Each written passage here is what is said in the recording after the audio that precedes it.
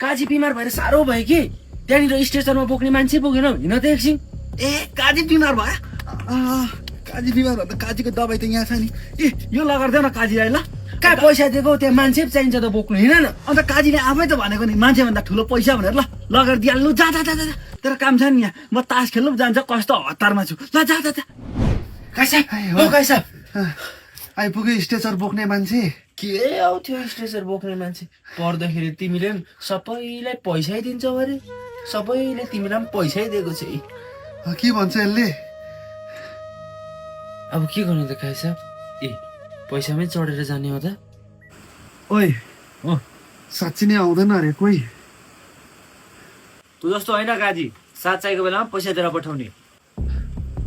हेर काजी, साह्रो गाह्रो परेको बेलामा पैसा मात्र होइन मान्छे पनि आउनुपर्छ। ओ स्टेचर रेडी बना, जाउँ लिएर। मलाई